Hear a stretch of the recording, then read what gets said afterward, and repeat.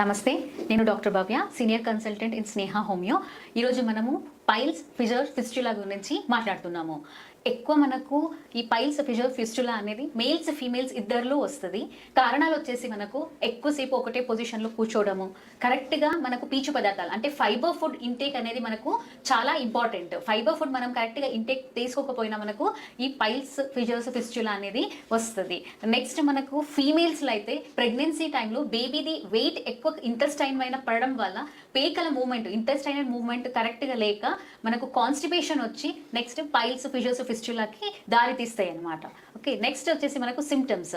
ఇక్కడ మనకు ఏమి ఉంటుంది, లక్షణాలు, వ్యాధి లక్షణాలు ఏముంటాయి.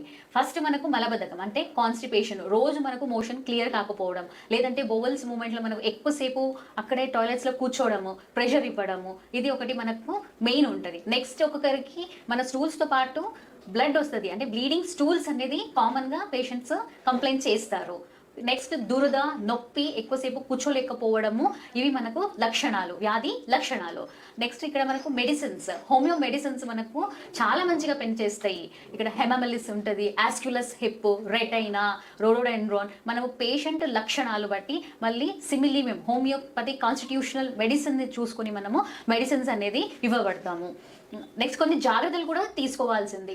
ఎక్కువ మనము ఓవర్ డయటింగ్ అంటే ఫైబరస్ ప్రోటీన్ ఫుడ్ పెట్టుకొని నెక్స్ట్ డయటింగ్ అనేది చాలా జాగ్రత్తగా ఉంటే బాగుంటుంది. మన డయట్లో మనకు fiber contents are very important. ఇక్కడ మనకు మొలకలు, పెసరలు ఏమైతే ఉంటాయి, పెసరలని మొలక కట్టి రోజు దాంట్లో ఒకరోజు క్యారెట్, బీట్రూట్ ఇలాంటివి తీసుకోవాలి. చాలా మంది ఏం చేస్తారంటే జ్యూసెస్ తాగుతారు. మీరు జ్యూస్ తాగేటప్పుడు జ్యూస్ని ఫిల్టర్ చేసి ఫైబర్ని పడేస్తున్నారు. మెయిన్ మనకి ఇక్కడ కావాల్సింది ఫైబర్.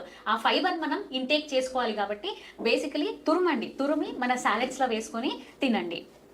చాలాసేపు కూర్చొని జాబ్స్ ఉన్నాయంటే కొంచెం అటు ఇటు 5 minutes వాక్ చేసి మళ్ళీ కూర్చోండి. నెక్స్ట్ మనకు ఇక్కడ మీరు మెడిసిన్స్ ఏదైనా వాడాలంటే డాక్టర్ పర్మిషన్ తీసుకొని మెడిసిన్స్ అనేది తీసుకోవాలి. Thank you.